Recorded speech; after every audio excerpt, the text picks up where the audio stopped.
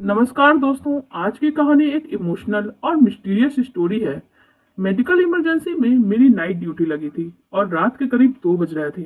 मैं भगवान से मन ही मन प्रार्थना कर रहा था कि काश अब और कोई मरीज ना आ जाए, ताकि मैं थोड़ी देर डॉक्टर्स ड्यूटी रूम में आराम कर पाऊं।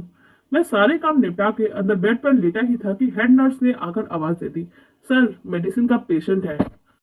मैंने सोचा सीनियर रेजिडेंट सर को उठा देता हूँ, लेकिन वो तो गहरी नींद में सो रहे थे और वैसे भी रात के मरीजों की जिम्मेदारी हम जूनियर डॉक्टर्स की होती है। मैं बाहर निकला तो देखा एक बूढ़े बाबा स्ट्रेचर पे लेटे थे। उनके साथ उनका बेटा, बहू और गांव के 3-4 लोग थे। बहू मुझे देखते ही रोते हुए बोलने लगी, डॉक्टर साहब जल्दी देखिए, बचा लीजिए ना बाबूजी को।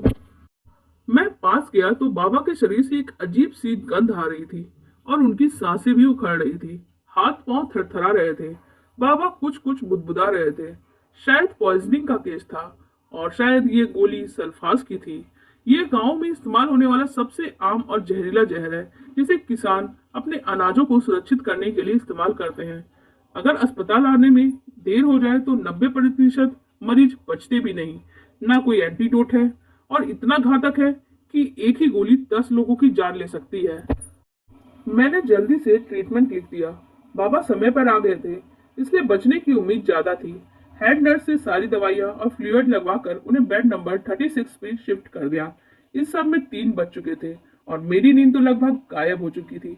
तब सोचा चंदू की चाय की दुकान तो खुल गई होगी, तो चलो चाय ही पी लेता हूँ। मैं चाय लेकर अस्पताल के बाहर बेंच पर अभी बैठा ही था कि देखा वही बूढ़े बाबा धीरे धीरे चलते हुए बाहर आ रहे थे।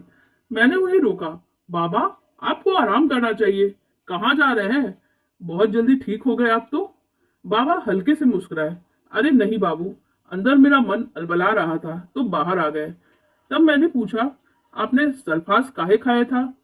कहते नहीं, आपको पता नहीं है कितना खतरनाक जहर है।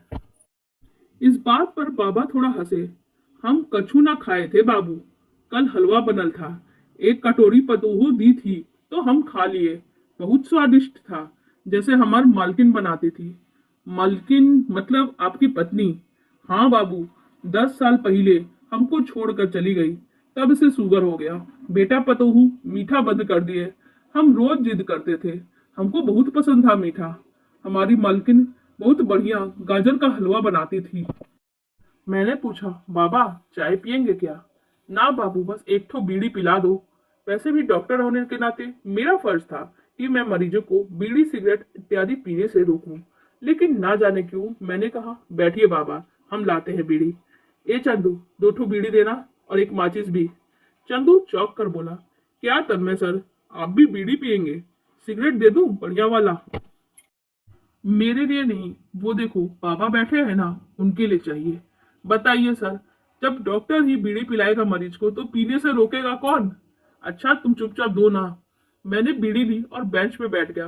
बाबा ने पहला कश लिया, फिर आसमान की ओर देखते हुए बोले, आज बहुत खुश हैं बाबू, हलवा खा लिए, बीड़ी भी पी लिए। हलवा का स्वाद कैसा था बाबा? मीठा था बाबू, लेकिन पतोहू बोली टेबलेट वाला मीठा है, चीनी नहीं डाले हैं। लेकिन थोड़ा सा टेबलेट का भी स्वाद था। फिर हल्की हंसी के साथ वो बोले, मन तृप्त हो गया बाबू, आज बहुत खुश हैं आज हम। अब हम जाएंगे। अरे अभी कहीं नहीं जाएंगे आप, अभी हमें डिस्चार्ज नहीं मिल रहा है। आप 24 घंटा एडमिट रहेंगे। फिलहाल बीड़ी पी लीजिए, फिर अपने बेड पे चले जाइएगा। बाबा मुस्कुराए और कहा, खुश रह बाबू, खूब जस मिले।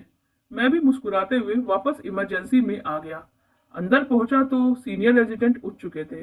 वो मुझे देखते ही बोले, कहाँ था तन्मय, देखो बेड नंबर 36 वाले बाबा डी कर गए हैं, मतलब उनकी डेथ हो गई है, उनका डिस्चार्ज बना दो। मैं सन्न रह गया। धीरे से पूछा, कब? अरे 1 घंटा पहले, जल्दी करो। मैं बिस्तर के पास गया तो देखा बाबा शांत लेटे थे। चेहरे पे हल्की मुस्कान थी। मेरी आंखों से आंसू छलक पड़े। पीछे से उनकी बहू बहुत जोर जोर से रो रही थी, सरकारी अस्पताल में नहीं लाना चाहिए था, मार दिया डॉक्टरवा ने।